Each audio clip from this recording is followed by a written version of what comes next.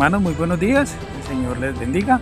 Bueno, como hemos visto en esta serie sobre los generales de Dios en la historia, y al transcurrir de estos días hemos visto varios reformadores, pues hoy me corresponde hablar a mí de Hans Tyson, otro reformador que estuvo en la reforma de Escandinavia en el siglo XVI. Viene de una familia católica, estuvo en un convento, ¿no es cierto? Aprendió el idioma latín y el idioma hebreo y fue uno de los que ayudó a traducir la Biblia del Nuevo Testamento al inglés, ¿verdad? Entonces, qué bonito es poder aprender de estos personajes.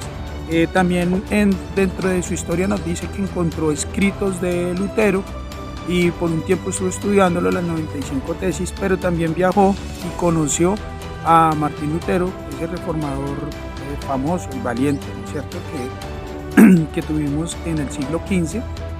Entonces qué bonito es poder aprender más de ellos.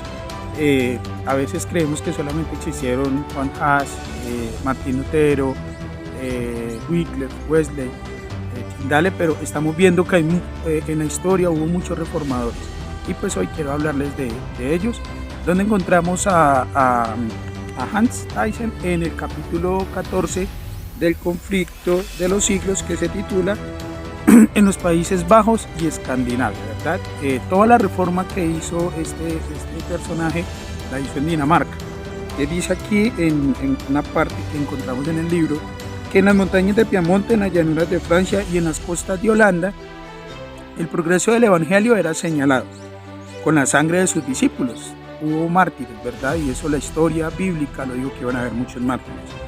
Pero en los países del norte halló pacífica entrada. No en toda Europa era tan fuerte el que no podían predicar. Habían lugares, por ejemplo, como en el norte, que era muy pacífica esta parte. Ciertos estudiantes de Wittenberg, al regresar a sus hogares, introdujeron la fe reformada en la península de Escandinavia. Miren qué bonito esto. Muchos estudiantes quisieron hacer reformas en sus países, ¿verdad? En Holanda o en Países Bajos, como se llamaba antes, o se sigue llamando, en parte de Alemania, en Dinamarca, Suecia, bueno, en todos estos países de donde eran originarios estos jóvenes cuando iban a estudiar a Wittenberg. Y mire que vemos hoy en día algo muy bonito, ¿verdad? Cuando uno va a un Vidasana, por ejemplo aquí en Colombia, que tenemos varios Vidasana Salén, en Tunía, en Fusa, bueno, tenemos muchos Vidasanas, Las Delicias, tenemos muchos Vidasanas donde podemos ir a aprender. Qué bonito es que los jóvenes al salir de allí sigan en esta misma línea, ¿verdad? Y no pierdan este aprendizaje, porque es muy bonito. El Señor dice que nosotros cada día, ¿no es cierto?, debemos aprender y enseñarle a la gente lo que nosotros debemos de entender y aprender. Entonces dice que estos jóvenes, al salir de Wittenberg, de la Universidad de Wittenberg, iban a enseñar todo lo que han aprendido, lo que habían escuchado de las reformas de Martín Lutero. La publicación de los escritos de Lutero, mire aquí lo dice, ayudó a esparcir la luz. El pueblo rudo y sencillo del norte se alejó de la corrupción y la pompa de las supersticiones de Roma para aceptar la pureza, la sencillez y las verdades vivificadoras de la Biblia. A veces nosotros creemos que entre más pompa, entre más hablemos, entre más conocimiento tengamos, es lo máximo, ya somos salvos por eso, y no nos damos cuenta que a veces la sencillez de nuestras acciones, la sencillez de nuestras palabras, todo eso hace que nosotros podamos hacer que el mensaje llegue mucho más fácil. No estoy diciendo, no estoy en contra de los que estudiamos la palabra de Dios y de los que Dios les ha dado ese don para poder interpretar y poder entender y poder explicarla, pero también la sencillez de nuestras palabras vale mucho. A veces no es mucho lo que se dice, es más el testimonio que nosotros podamos dar. Y aquí dice que con la sencillez enseñaban las palabras vivificadoras de la palabra de Dios. Tausen, el reformador de Dinamarca, porque así se conoció, era hijo de un campesino. Mire que no es normal, la verdad. Dios sabe cómo hacer sus cosas, que Dios, la mayoría de reformadores, la mayoría de patriarcas, de profetas los sacaba del campo, y por eso es tan importante esa parte, ¿no? Poder darle a conocer a nuestros jóvenes, darle a conocer a nuestros hijos y nosotros mismos que el ABC de la educación es en donde, en el campo. Y mire que Tausen venía de una familia campesina. Desde su temprana edad dio pruebas de poseer una inteligencia vigorosa. Tenía sed de instruirse, pero no pudo aplacarla. Debido a las circunstancias de sus padres, entró en un claustro. A veces económicamente no se puede. Los que tienen, pues qué bien, que puedan empezar a trabajar y entender más sobre la palabra de Dios, a estudiar. ¿Y qué pasó con él? Entró en el claustro. Allí la pureza de su vida, su diligencia y su lealtad le granjearon la buena voluntad de sus superiores. Los exámenes demostraron que tenían talento y que podía prestar buenos servicios a la iglesia. Se resolvió permitirle que se educase en una universidad de Alemania o de los Países Bajos. Se le concedió libertad para elegir a la escuela a la cual quisiera asistir, siempre que no fuera la de Wittenberg. No convenía exponer el educando a la ponzoña de la herejía y pensaban los frailes.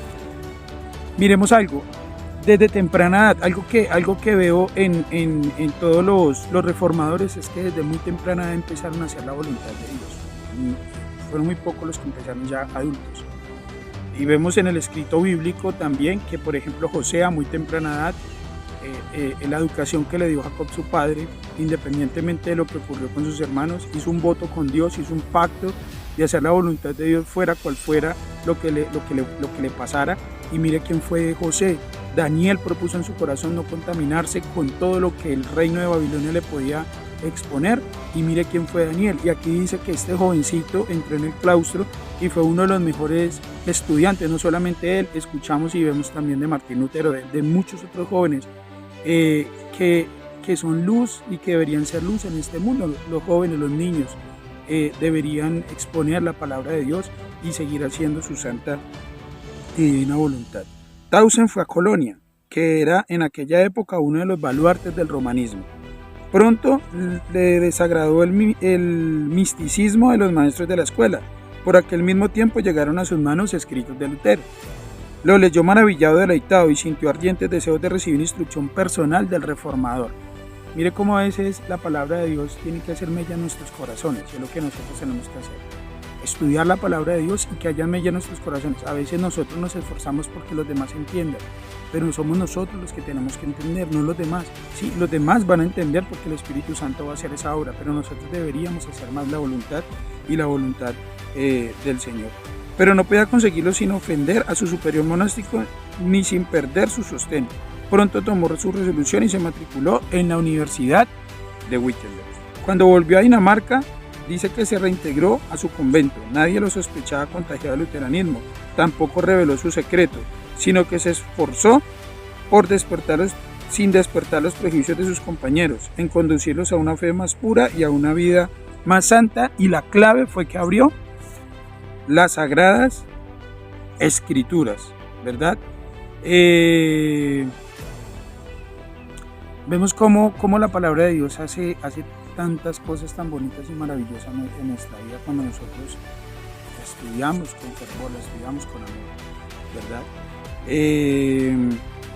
Dice que Tausen ya lo que él había aprendido con Martín Lutero abrió más puertas en Dinamarca y en los países escandinavos. Se abrieron más iglesias, muchas iglesias se llamaron luteranas, y lo bonito de esta historia, y terminamos ya con ella, que hay una iglesia que se llama con el nombre de este reformador de Hans en Dinamarca, donde su ejemplo, dice el escrito, fue tan grande que decidieron poner el nombre de esta iglesia, el nombre de él. Y cómo vemos nosotros que un jovencito campesino tomó la decisión de hacer la voluntad de Dios, y mire cómo Dios también hizo que él abriera más campo en otros lugares donde el cristianismo y la reforma no había llegado. Entonces, mis hermanos, que el Señor nos bendiga, que el Señor nos ayude a tener el mismo carácter que estos jóvenes y que estos reformadores tuvieran, para agradar y para glorificar el nombre de nuestro Dios. El Señor los bendiga.